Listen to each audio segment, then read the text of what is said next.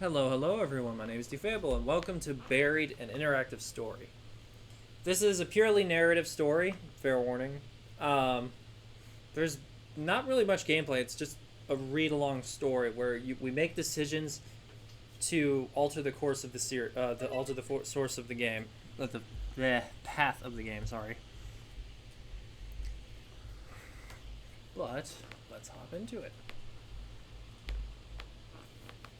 Buried is an interactive story. The plot will change based on the choices you make. The story is broken into 5 chapters. Play straight through or at your own pace.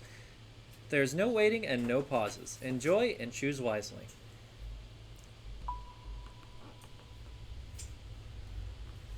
See, this is a game I've wanted to stream for you guys for years, but I could not find. But I found it where I originally watched it. Markiplier's channel. I open my eyes, and the first thing I want to do is scream. I'm flat on my back, and everything seems to hurt. The trees overhead look familiar. It's a clear night sky, almost beautiful. Except for the fact that this means I've been out cold for at least 6 hours. But there's something wrong. I don't remember what, but something happened, and my God, my head hurts. And a ringing in my ears. Was there an accident? An explosion, I think. I remember Dennis screaming, but after that, I can't remember. As I sit up, I notice that my hard hat has been thrown off. I look around the area, but it's not here. It feels strange to go anywhere without my hard hat, but I've got to find the other members of the crew. They could be in danger. Search for hard hat. I get up on shaky legs and look around for a moment. A few nearby trees look to have been splintered and broken at the base recently. They certainly weren't like this earlier. Searching for the hard hat feels normal. It makes me feel like maybe there isn't something wrong here. I see it behind a fallen log about 10 feet away from me. How it was thrown so far is beyond me. Driven by nothing more than habit, I walk over to it, pick it up, and place it on my head. Next, I walk over to the center of the logging site and don't like what I see.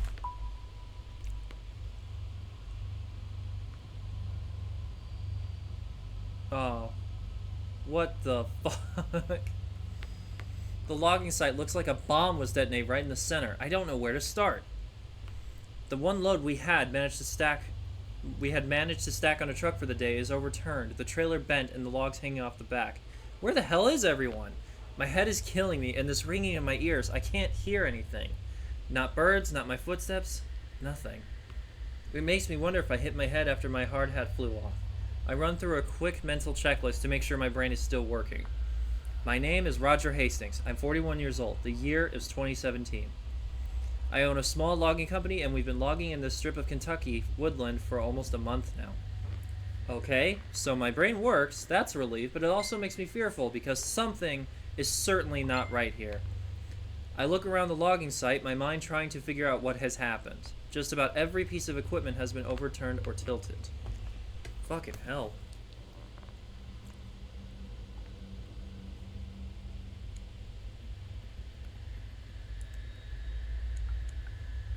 So right off the bat, it seems like something's weird going on. First of all, he has no memory of what happened, yet his brain is still working perfectly. Did it seriously duplicate the tag? Does it? It did. Of course it did. Also need to make sure I don't accidentally mute the mic, because it's the main thing. So whatever piece of equipment has been overturned or tilted. Let's look at the truck. The truck, the hitch is completely broken, like it was blown off in an explosion or a really bad accident. Had there been an explosion, all the fuel on site would have started a fire, but there's no charring, no burning, nothing.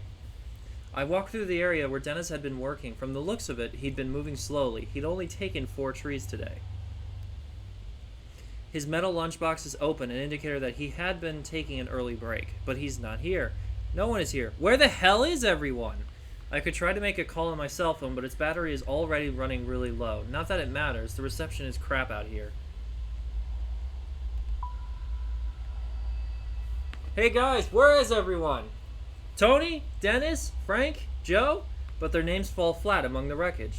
I get nothing back other than scaring a few birds away overhead. Might as well start walking and try to find some answers. The highway is almost a mile back through the woods down the gravel road we used to reach the site. We used to reach the site. Maybe the crew ran that way for help, but why would they have left me? Were they scared? Out of sorts? Maybe I can catch up to them, but with my truck turned over on its side, it looks like I'll be walking. My god, I can't even remember what I was doing before waking up on my back. Wait, what's that underneath the bulldozer? Oh my god, it's a leg. It has to be either Tony or Dennis. The dozer looks unstable, like it might roll some more. Might not be safe to get close, but at the same time, I can't just leave him there.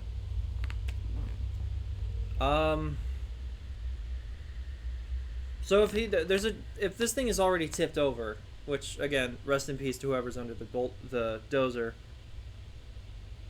It's probably safer to stay back. If he's already dead, he's dead, right? There's nothing he can do to save him. He's been crushed by a 3,000-pound bulldozer. So I think stay back. There's no use putting myself at risk. That thing could tumble again. Exactly. It's pretty clear that he didn't survive. Damn. He had 2 kids, too. Both sons. In my shock, I stumble back, suddenly tripping over a stray log behind me. The hard hat I'm wearing collides with it as I fall, doing its job. But what's more startling is realization that Tony is dead. I can't stay here. I have to find Dennis, Frank, and Joe. I have to find out what happened here.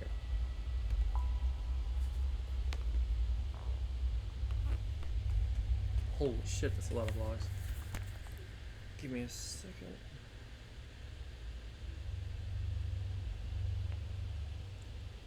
There we go. Opening up the stream on my phone to make sure it doesn't crash.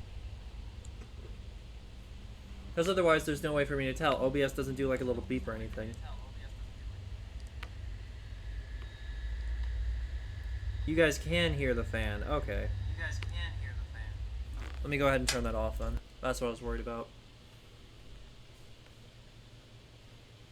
I'll keep the cooling pad fan on, but I'll turn the laptop fan off. There. How's that? Yep, no fan. Awesome. Alright. Back to the story. As I walk through the stacks of logs from the last week or so of work, everything feels frozen. This high-pitched sound in my ears, it's terrible. It keeps happening every few seconds and sounds like it's coming from far away. I can't help but wonder, is it my ears or is it something else? The silence out here is creepy, and there's a smell like the atmosphere after a bad summer storm. I might as well admit it, I'm a little scared. Everyone is missing and it's dead quiet out here. That would be creepy. There doesn't even seem to be a breeze to rustle the leaves and branches. My right knee hurts like hell. My head was hurting so bad before that I never even noticed the pain in my knee. I must have heard it during the what? Accident? Or... Wait, is that Dennis? I see him sitting on the ground, motionless about 30 feet away. I think walk up. He's just sitting there, not moving. I walk up slowly next to him. Dennis? Hey man, can you hear me? I tap him on the shoulder. He looks at me from the ground, clearly coming out of a daze. Yeah, Roger, I hear you, he says. Dennis is built like a wrestler and has the tough personality to match. But in this moment, he looks disoriented and even a little anxious. Though I'm glad to see him, the fear on his usually confident face is alarming. What the hell happened? What's going on? He asks. Don't know, the crew is missing. Explosion. I think we should be up front with him. Missing? Dennis says. Where do you think they went? I'm not sure, but it has me pretty freaked out. Something's not right here. Still sitting on the ground, he looks around the woods as if he is just now understanding the severity of the situation. The equipment was overturned, the dozers too, I say, shifting my hard hat and wiping my forehead. You okay? I ask him. Yeah, just shaken up. Me too. This might be the most intimate conversation Dennis and I have ever had. While he and I have always been on good terms, we've never been particularly close. I've always respected him, though. Sure, he's come to work a few times looking like he'd be in a bar fight with the night before, but I've also seen him do an enthusiastic impression of a dinosaur as he played with Tony's kids while they waited for their dad to finish up his shift. Aw. It's then that it hits me. Dennis and Tony were good friends. Oh, fuck. I'm not sure I want to rattle him with news of Tony's death right now. Not before we know what's going on, but he has a right to know. Tell him he's his best friend. You were upfront with Dennis about Tony. Dennis's eyes fixate on me, startled. He was crushed under the dozer, I say. Dennis pauses for a moment, like he is trying to understand what I said. His eyes narrow and his bottom lip quivers. Shit, he says, and I can tell that he is fighting back tears. He and Tony had been tight, almost like brothers. Ooh. Hey, he adds quickly, as if trying to escape the reality of Tony's death. Did you see that light? No, I say. What did you see? I don't even know, Roger, he says. It was like this flare of white light. It came right up out of the ground, like an explosion. So there was an explosion, I say. Maybe it was some equipment, or... This was no equipment, Dennis interrupts, agitated. This huge ball of light came right out of the damn ground. What did it look like? I mean, he did just say it's a ball of light, so where did it go? It just shot up into the sky until it was out of sight. When? I'm not sure, he answers, but I had finished about 10 trees for the day and was about to top one. That's when it happened. You're almost done with 10 trees? Yeah, he says, looking at the ground. You know, I wouldn't want to take a lunch break until I was done. And that's when that light blew up. Why? You don't believe me? I believe you. You believe Dennis's story. He saw what he saw, I think to myself. He has no reason to lie about this. My God, are you okay? Yeah, I'm fine, he says, but if I'm being honest, it scared me pretty bad. And if it's all the same to you, I'd like to get the hell out of here. We both stand up and start heading towards the road. It isn't until we start moving that I see Dennis is wounded. His right side is coated in blood, the red seeping through his blue work shirt. There are splatters of it here and there, but also a very large red splotch that makes me worry. Both of these are fair questions. Both of these are very rational questions, but I think a lot of pain, obviously he is, because he's wincing, but I think finding out how he got the injury is more important. Because we can find out whether it's like a wild animal or if it's from the explosion, whatever happened. I'm not sure, Dennis replies. I must have gotten thrown or hurt somehow from that light. It's then that I notice that the strange ringing noise is still filling the air. Hey, I say, stopping. Do you hear that high-pitched ringing noise every once in a while? Dennis looks scared when I ask him this question. He just nods. I thought it was just me, he says. He looks out of sorts and uncertain. I've never seen him like this before. It's obvious that he's looking for some reassurance. Even though I'm his boss, there's something very unnerving about this. Okay, he's injured. He just found out his best friend died. Let's maybe not freak him out. We'll be okay, it's probably nothing. Let's be realistic, I tell myself. I might as well try to be empathetic. Exactly. Out here in the middle of these woods, the ringing could be anything. Maybe a car alarm from through the woods or something. Still, even my passive comment seems to have reassured Dennis. He looks a bit calmer, more relaxed. We both start moving forward and don't say another word. Did you try to call Frank? Dennis asks. I know he had his cell on him today. Not yet. Luckily, I still have some battery left. I pull out my cell and call Frank. Happy I didn't make that call to Dennis earlier. It rings, but he doesn't pick up. But then I hear his phone go off behind the stack of logs. Dennis and I give each other a look. As the phone goes to voicemail, I hang up and we walk behind the logs to find Frank's phone on the ground, abandoned. We look around for Frank, but find nothing, not a single trace. It's then that I notice something really odd, a 10-foot wide hole in the ground, right near where the phone was. But there's no stray piles of removed dirt or rocks. It's clean, smoothly dug, cutting into the earth, wide but only a few feet deep. It looks unnatural, like the ground was just deleted, no shovels or diggers used. Dennis walks over to it. This looks like the same kind of hole where I saw that light come from the ground, he muses to himself. I say nothing. My mind is spinning, but I don't know what to think. We need to get out of here, Dennis mutters. At that moment, that ringing noise carries through the forest again, sending a shiver down my spine. Dennis is right. There's something strange going on, and we might not be safe here. But that ringing sound could be a clue to where the rest of the crew went.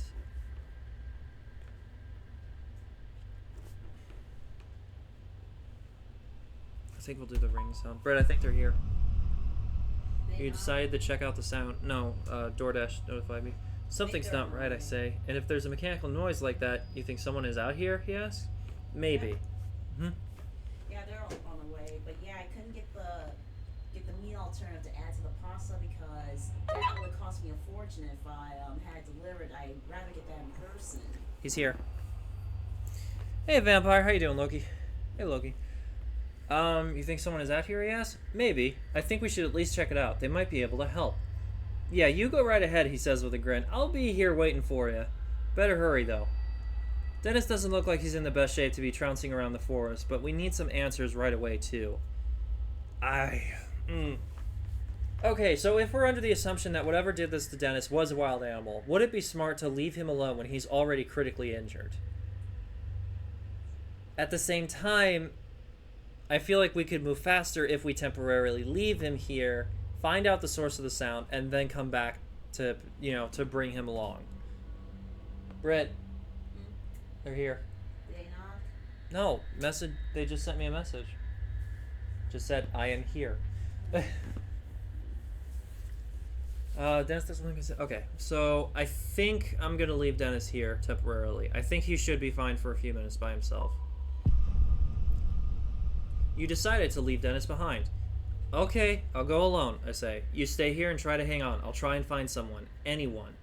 I give Dennis a final look, sensing that this could be a big mistake. He's looking at me like he's terrified of me now, making a moan in his throat. I turn away and start moving through the woods quickly. With Dennis all alone, I need to find the crew and get help right away. Every tree out here looks exactly the same. I grew up in the country and can find my way around the forest without much of a problem. But I'm starting to feel a little disoriented. I'm leaning against a tree when I see something that has no business being here. Our logging crew has been out here for 3 weeks, and it seems impossible that we could have missed it. Interesting. So already we're getting like this kind of hint that, like the way I'm reading this is that it's either something that wasn't visible before but is now, or something was moved into a place where it wasn't before. And it literally happened in relation to this event that apparently made his fucking crew just go poof. Where's the corn soup? Oh, here it is. I was about to say. I know it for a fact I ordered it. Is it cold? Yep. Nice. Alright. Yeah, because I have a lot to do today. I still gotta get some shit done for Humans United so we can start partnering with other organizations. It's a small building, sort of like mixture of a shack and a bunker. It looks to be made of concrete, but moss, weeds, and plain old erosion also make it look sort of mystical. It looks like something out of a demented version of a medieval fantasy movie. Part of me wants to go back for Dennis. Seeing this eerie building in the middle of nowhere makes me yearn for company. It makes me feel like a little kid that is spooked of that old abandoned house at the end of the street. Plus, that ringing noise that happens every once in a while, I think it's coming from this building. I'm racking my brain trying to remember if I've seen this before. But I haven't. I'm sure of it. It has never been here until now. Is Frank in there? Or Joe? They can't be. But then again, they aren't anywhere out here. Looking inside the building is certainly more appealing than walking through the woods for a mile with an aching knee. True. I find that I'm a little scared when I take my first few steps towards the building. The first thing I see is a sturdy metal door closed shut.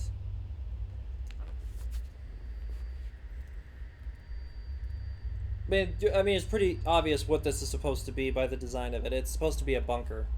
Like, flat out, I think he nailed it on the head.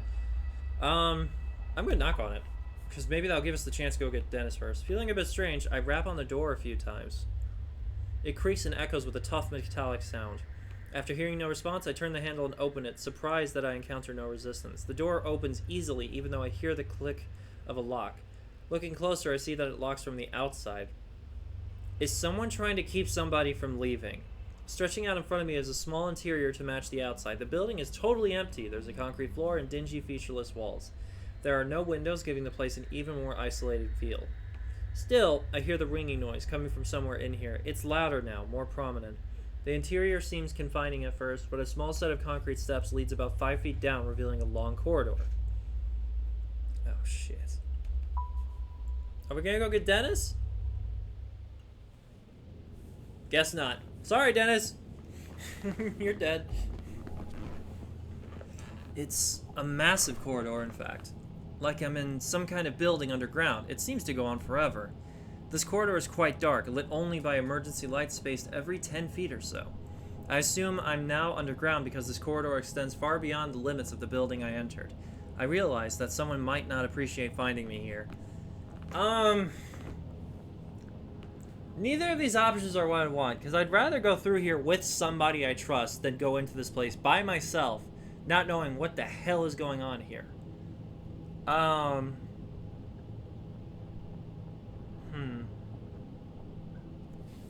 Let's walk quickly.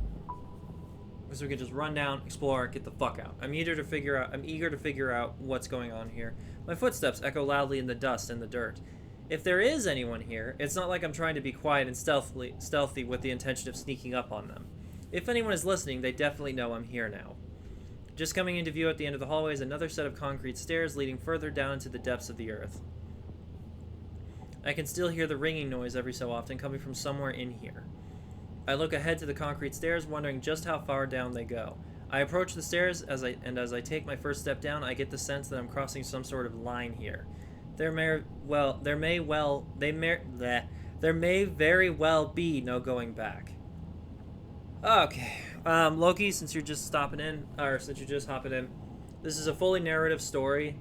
It's a horror game in the form of a narrative story where you make decisions that alter the ending you get and alter the different paths you go through in the story. It's really well written, and I've been wanting to stream this for years.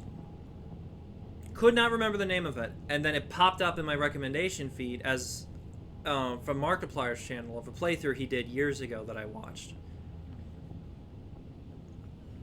There may very well be no going back, so I'm glad I could finally find it.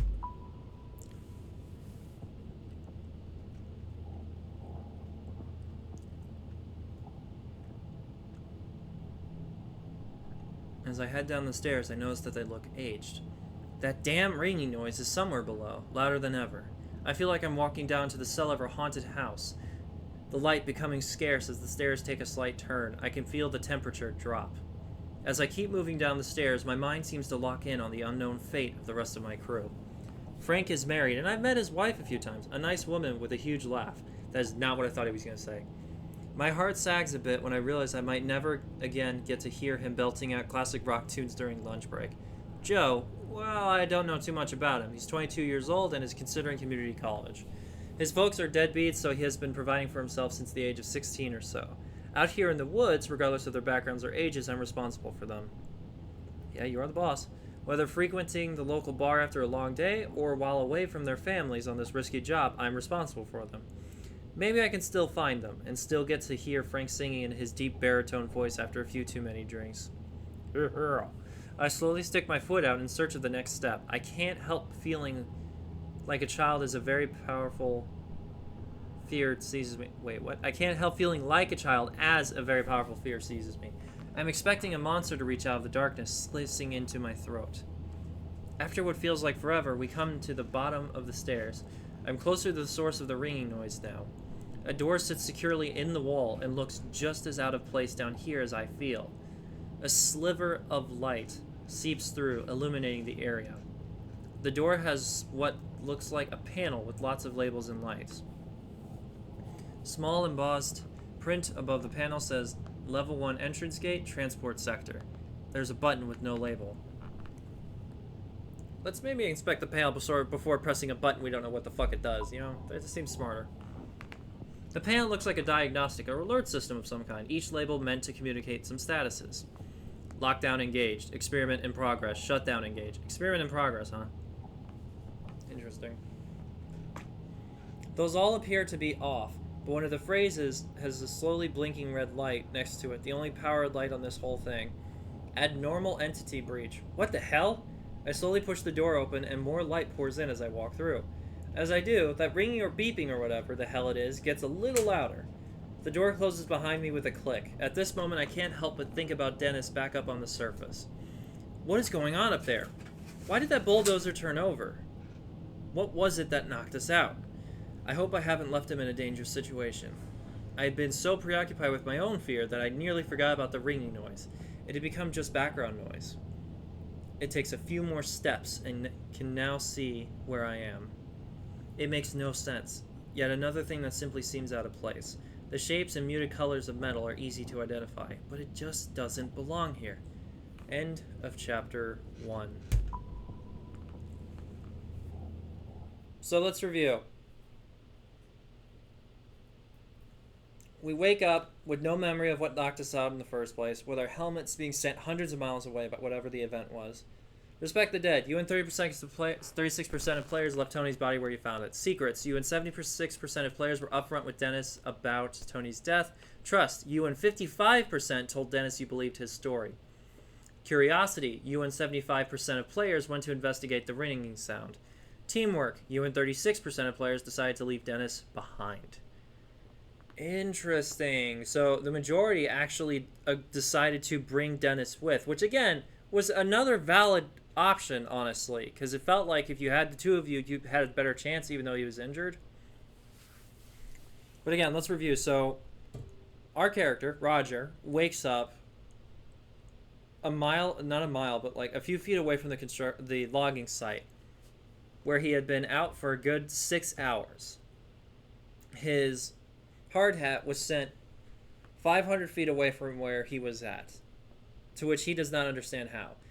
We then found out that the same event that caused this must have been what caused a bulldozer to fall over on one of his workers, Tony.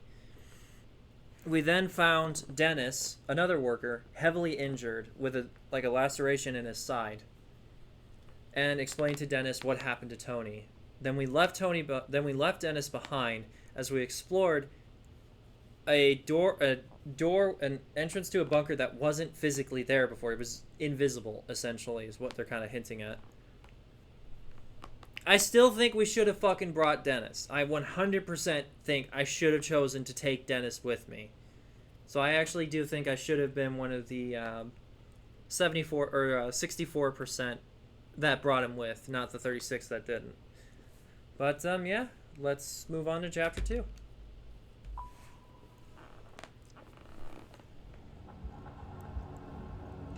Oh, that was a short chapter. I was hoping to do a chapter a day if they were an hour long, but yeah, that was super short. We're standing on the thin platform of what looks like a fancy subway. The rails look well used, but not old.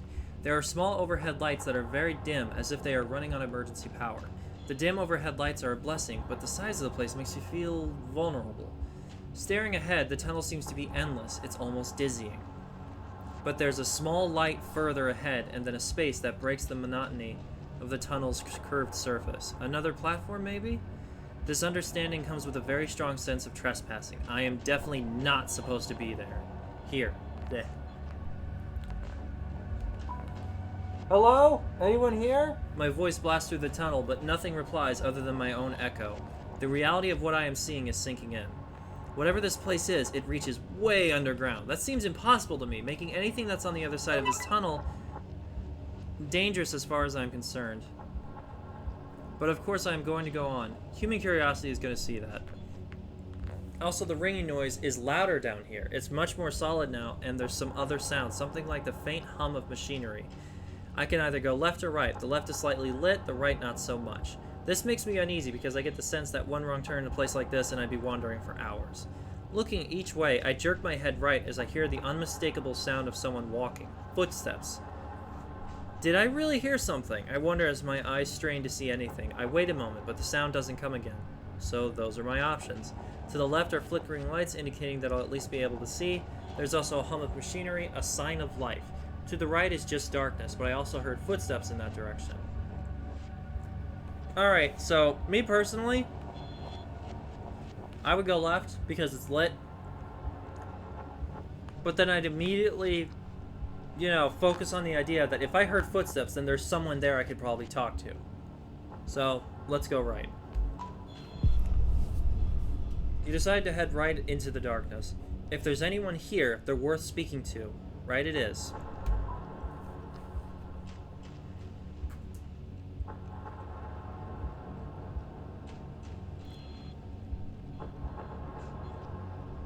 As I leave the glow of electric lights, things feel a bit more sinister.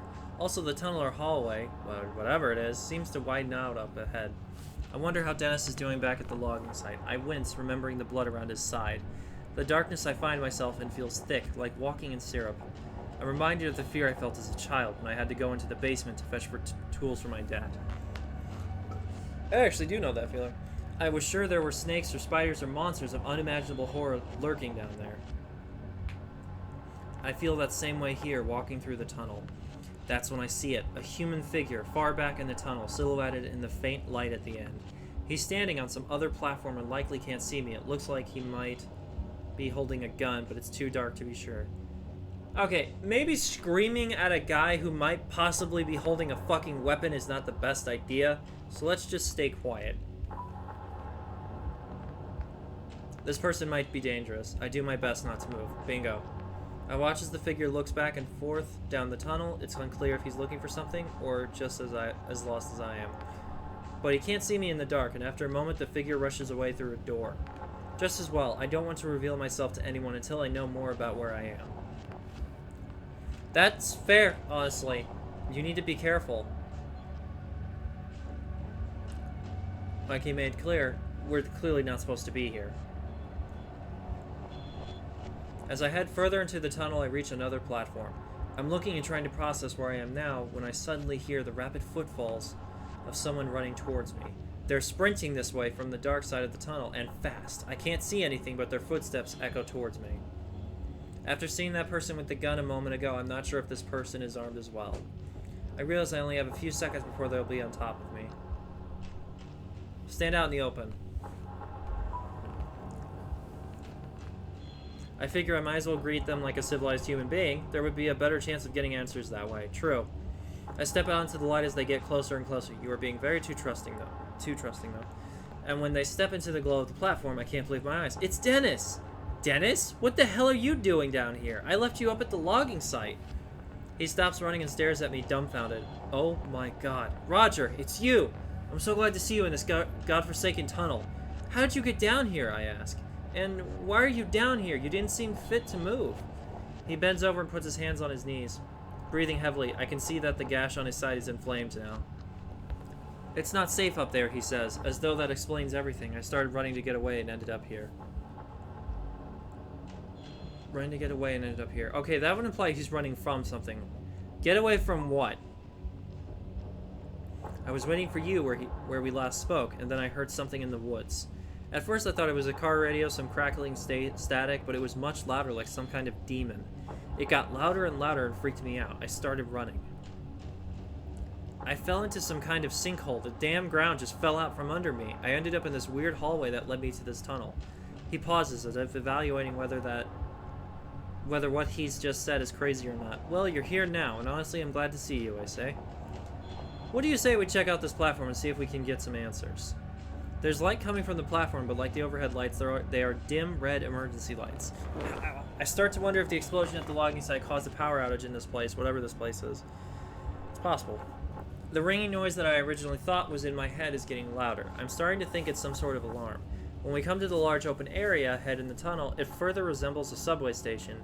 As much as I try to ignore the reality, it's undeniable. We have stumbled into some sort of high-tech transportation system that is buried beneath the forests of Kentucky.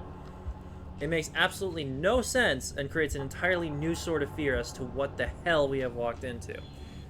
I notice that Dennis seems confident, though. When we reach the large opening, we have to climb over the rails and up onto the platform. I have to help Dennis over the rails and then up the small utility ladder that is bolted into the opposite side of the travelway. When he reaches the large open area resembling a subway waiting area, he collapses on the floor and lets out a heavy, heaving breath. You know what? Dennis says, exasperated. This is ridiculous. I quit. I'm not going any further. That's fair. On top of worrying about my crew and the madness of wherever we are, I'm not in the mood for Dennis to act like a baby.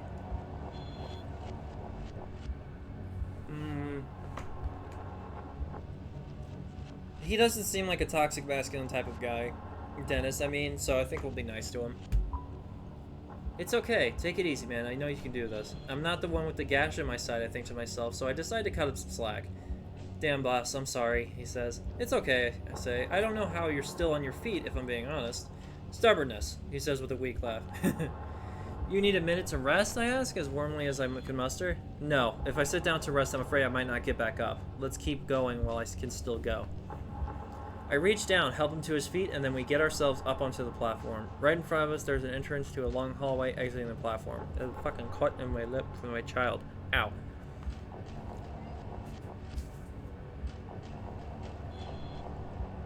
It's at this point that I realize these red emergency lights might be on for someone else who is actually supposed to be here. Like that guy I saw earlier, standing on the platform. Now let's yell out. We got backup this time. Hello? Anyone there? I ask, my voice raised to almost a shout. There's not much of an echo. My voice falls flat like a rock from the sky. I'm almost glad that I don't get an answer. Hearing anything else in this hollow silence would have given me a heart attack. The emergency lights continue to flicker overhead, casting a sick sort of pinkish light on everything. My mind is racing with what sort of place this might be. It's obvious that it's meant to be a secret, and if it is supposed to be a secret and there was a power outage recently, maybe most everyone has been evacuated. But then why was that one person still here? This thought does nothing to make me feel any better as we walk towards the platform exit. We step inside, and it seems just as empty as every other place we've come through, weakly illuminated by more overhead emergency lights. We're standing inside a hallway that looks surreal for a moment.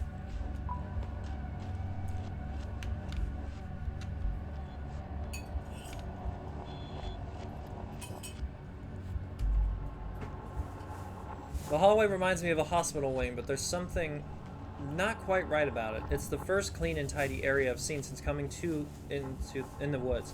It looks like it was recently in use despite the dim energy lights overhead. There are chairs against the walls and the floor looks well cleaned, as do the walls. The ringing noise is definitely coming from here, and a small flashing red light along the ceiling seems to flash along with it. That ringing noise is an alarm, I say, if only to confirm my own thought. But for what? Dennis asks. And then he asks the question that has been on my mind since I found the little building in the woods. What the hell is this place? We exchange a look that speaks volumes. We reach the end of the hallway and hear a sound like a large metallic grinding. This is followed by a clicking noise and then an unmistakable noise of a generator kicking on. So that means the power's kicking back on, right?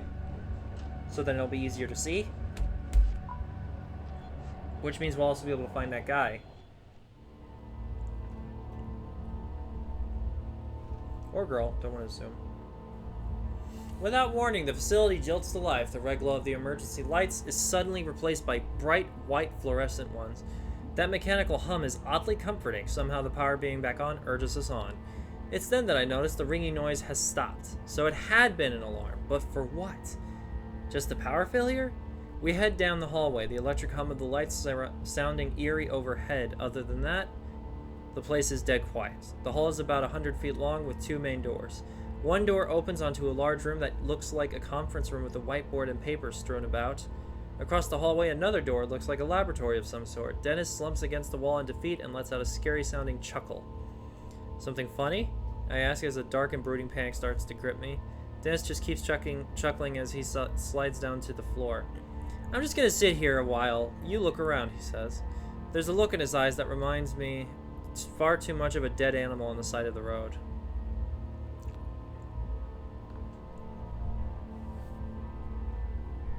Let's go to the conference room.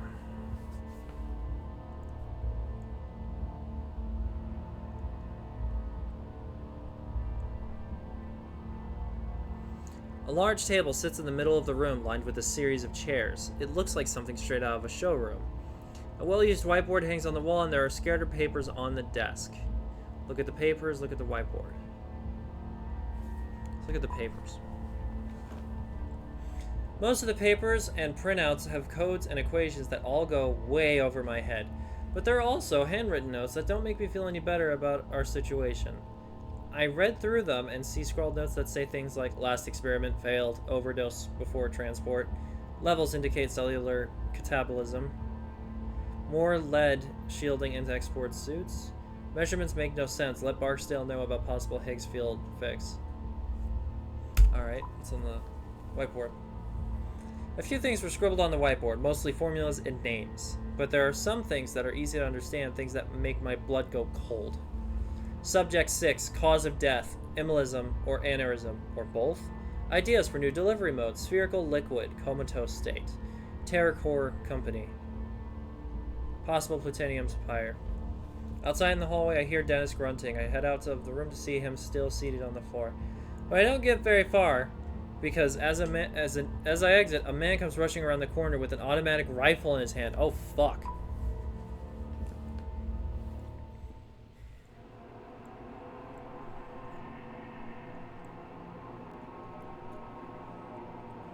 It's hard to look beyond his rifle, but the man carrying it is young, with messy, dark hair.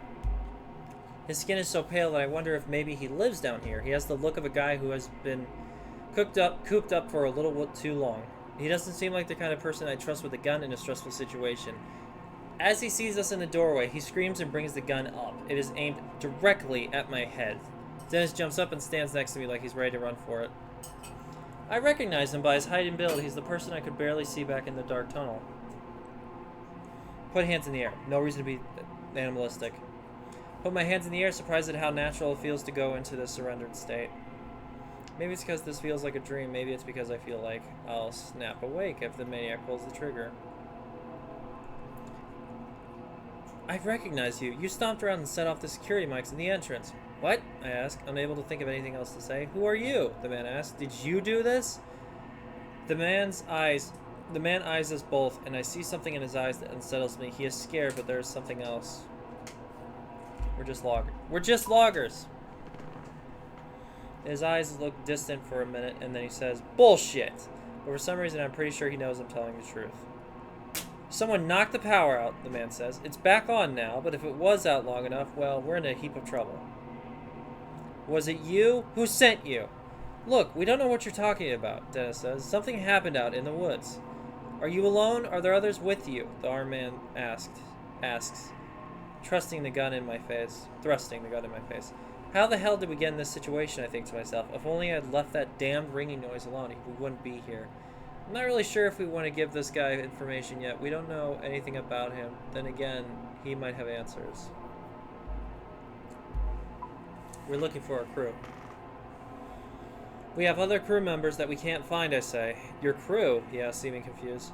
This man thinks that we're nuts. There's no telling what he might do. The fact that he looks like a little crazy himself makes the situation even hairier. But how'd you get in here? The man asks. I pointed down the hall towards the subway. We came in that way. The doors weren't locked. His expression calms a bit, but I'm still very aware of the gun that is leveled less than a foot away from my face.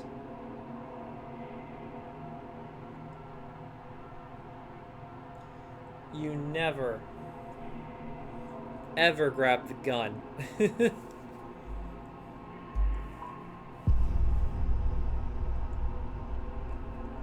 You asked the man calmly to put his gun down. The only way I'm putting this rifle down is after I've blown your brains out, the man says. With that, he uses the muzzle of the gun to flip my hard hat onto the floor. It's a childish move, a playground tactic at best, but it's sufficient to show me that he knows he's in control now. He then levels the rifle at Dennis, and I can only assume it's because his wounds make him appear to be the weaker of us. The man takes a shaky step forward. Dennis looks back and forth between the barrel of the gun and me, his eyes pleading for help. We're gonna save Dennis. You step between the gun and Dennis. Before I'm fully aware of what I'm doing, I step out in front of Dennis. The barrel of the rifle is nearly touching my chest now. Both Dennis and the man seem a little confused at my action, and I do my best to swallow down my fear. I don't know what's going on here, I say, but we're here by mistake.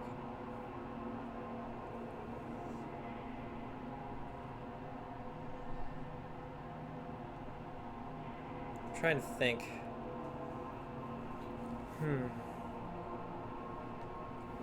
Well, you might have no business here, the man says, but now that the power is on, I think you might be too late anyway.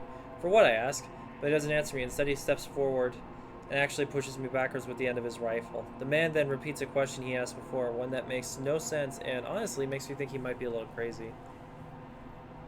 Who sent you, he asked. You assholes from the Pentagon? I'm not sure how to take this question. Is this guy joking? Yeah, the president. No, what the fuck are you talking about? No, I say. We're just loggers. Something blew up and my friend got hurt. We're looking for the rest of our crew.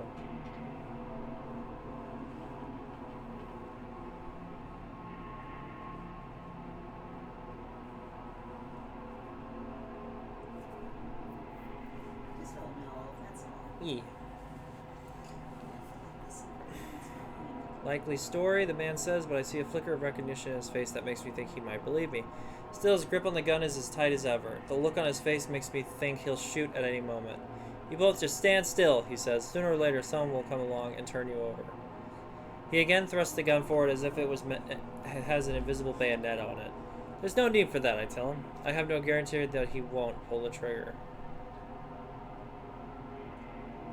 Right. Did you get that? Somewhat. Sorry, I'm just listening to something from Jacqueline. Look, Dennis says, we don't want any trouble. We're just as confused as you are. Then in the movement so fast that I just about missed it. Dennis lunges forward. I have no idea how he's moving so fast. Just 30 seconds ago, I was worried about how close to death he looked. But now, he's moving lightning fast, his left arm coming down on the barrel of the gun like a club. In the commotion, the man does pull the trigger. The booming noise is deafening, and there's a moment where I think I've been hit.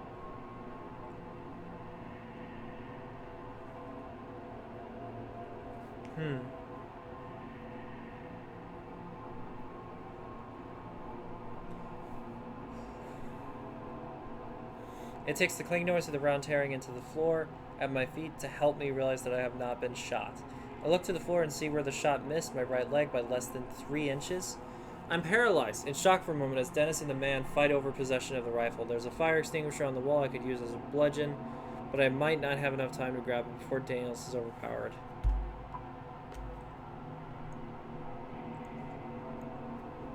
I take the chance, dashing for the extinguisher, but my absence gives the man enough time to pop Dennis on the side of the head with the rifle. As I hear Dennis wail with pain, I rip the extinguisher from the wall and instantly lift it over my head. The man realizes what I'm doing as I come barreling across the room, but he's too late. I bring the extinguisher down quick. He doesn't have time to adjust the rifle for a clear shot. All he can do is partially block the blow, which he does poorly. I hit him between the neck and shoulder along his right side.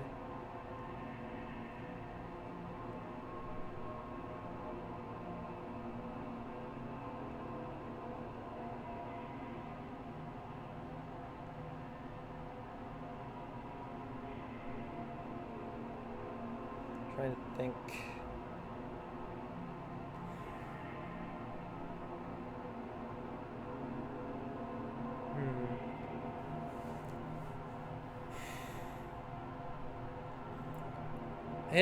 I hit him between the neck and shoulder along his right side. He hollers out and falls awkwardly to the ground. There's a dazed look on his face, and I wonder if I maybe knocked him out for a moment. He still holds the gun, but his hands are limp. I feel the extinguisher heavy in my grip. I could hit him again to make sure he won't be a threat. Leave him alone. You took it easy on the man.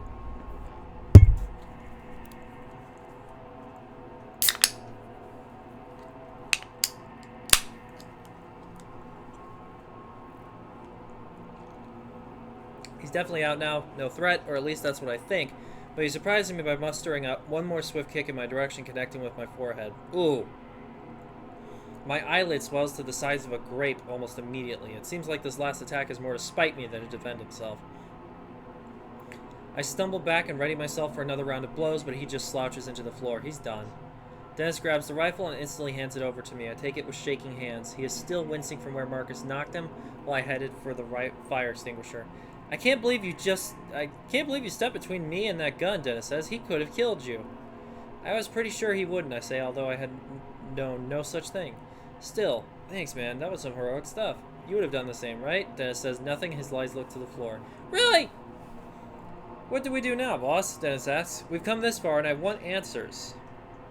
I sense that Dennis does too. I walk over and pick up my hard hat off the floor. After placing it on my head, I turn towards the man. We get answers from this guy. No answers, the man says. I don't have any. Next time I won't just hit you, I say, plunging the rifle in towards him. Now get up. He obeys quickly, but his legs are wobbly, and he leans against the wall for support. I can feel my swollen eyelid from where he kicked me earlier. I just hope it doesn't get so bad that it affects my sight.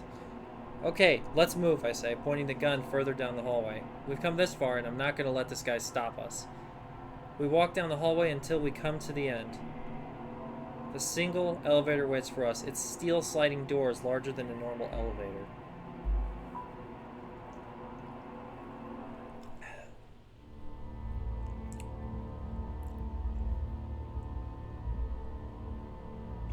Before I get into the elevator with this guy, I think it's wise to learn a bit more about him. I can tell it's making him uncomfortable for me to have the gun. What's your name, I ask. Marcus. And you work here? It's clear that he doesn't want to answer, but he gives a little nod. Okay. Something, at least. No, he says curtly, not bothering to elaborate. There's got to be... Oh, we're looking for the rest of our crew. Any idea where they might be, I ask? No, he says curtly, not bothering to elaborate. There's got to be some useful info we can get out of this guy. I just need to know how to dig for it. I need a first aid kit for my friend here, I say. Where might I find one? Down on the second floor, he says, but we can't go down there. We're going down there, okay?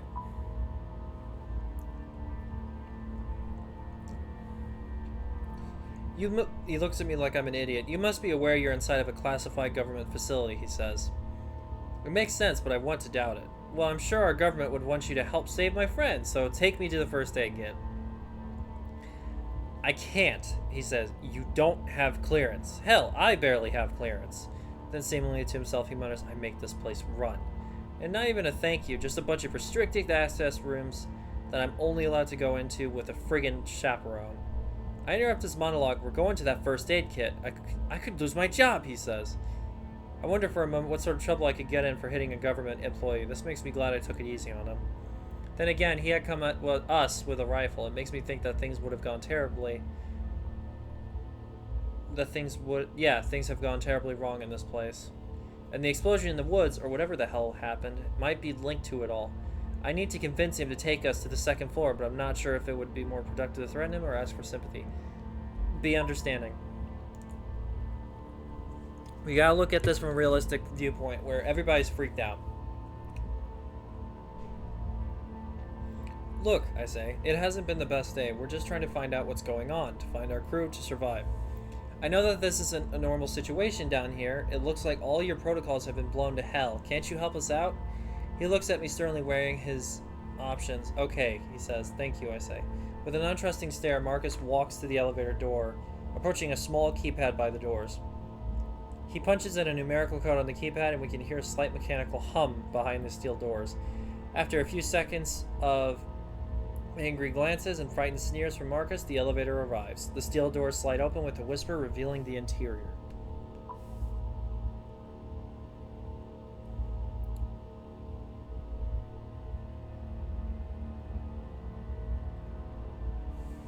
It's exceptionally well lit and looks to be made of stainless steel.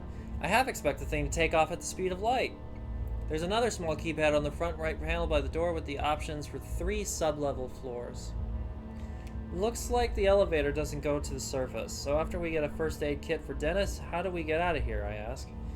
We can't leave, Marcus says. Once the power came back on, the whole place was put on lockdown. What? I shout. Can't you override it? No, it's to prevent anything from getting out. I can't. Marcus looks as deflated as Dennis. We can't get out. We're stuck here. Dennis leans into the corner and almost falls onto the floor. The struggle for the rifle took a lot out of him. I can see that much in his face. Slowly, we start to move down. The hum and grind of the car's motors fill the space. So we're stuck here forever? Marcus scowls at me. I think it's a fair question. It doesn't seem unreasonable to assume he won't be able to get us out. We'll find somebody with the access codes and they'll be begging me to figure out how to lift the lockdown. These people think they're so brilliant, but some of them can barely turn their computers on without help. The top coder in my class at MIT, and I'm stuck living underground, helping idiots who don't even trust me with keys. How big is this place? What goes on here? Marcus shakes his head. You may as well shoot me, I can't tell you. Why not? It's beyond classified, and the things I don't even know don't even cover the start of it. The things I know don't even cover the start of it. What does that mean, I asked, starting to get irritated. It means that even if I wanted to tell you what sort of work is done here, I don't know enough about it. What's your job? I handle the IT work and make sure the databases are up and running. It's a 24/7 job. I haven't seen sunlight in almost a year. I wonder what staying in a place like this for that long would do to someone's mind. I was recruited, he continues, because of the workload. No one else wants this job. But I don't really mind being by myself, no family. Plus the IT, it's some crazy shit. Crazy how, I ask. This place generates over 100 terabytes of data per day, he answers, getting the slightest bit excited before his face falls again. What the fuck? What knocked the lights out? Seems like some sort of power outage, Marcus says. That's all I know. There was an outage and then what? Des asks weakly. Then things got weird. Things got bad. Bad how? I ask. The whole place seemed to shake when the lights went out. I was checking the monitors when it happened and everything went dead. It took no more than a minute or so before I started hearing the screams. People were being killed by something. I tried getting the security cameras going again, but they only lasted for a little bit on my backup systems. But what I saw... What? I asked, feeling a sharp fear worm its way into my guts. Well, what I saw on the screens for that little bit of time made no sense. It made me get the gun from the emergency vault. Think whatever it is, it's still down here. Hold on, I say. There's an emergency vault with a rifle in the same room as the security cameras in this place? Marcus gives me a grin that looks nearly insane. There are guns locked away in every room in this place, just in case, you know? Just in case of what? I clicked the wrong thing. So he opens his mouth to answer, the elevator comes to a stop, and the doors slide open. Marcus is out right away without a word. He makes his exit and heads directly for a glassed-in room that is filled with computer monitors and high-end equipment. Dennis and I file out behind him, trying to keep up. As we do, one very alarming question runs through my head. What the hell kind of government facility keeps loaded guns in emergency vaults in every single room? End of chapter 2.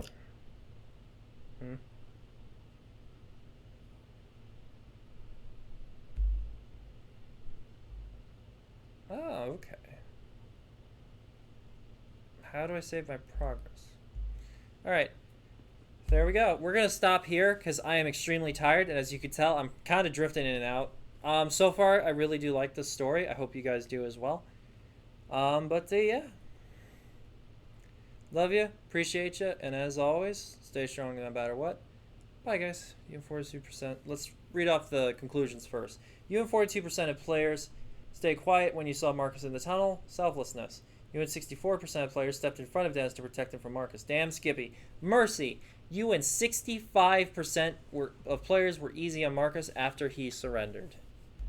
So can I just quit out now? Okay. Thank you everybody so much for watching. If you like what you've seen so far, hit that follow button on Twitch and subscribe.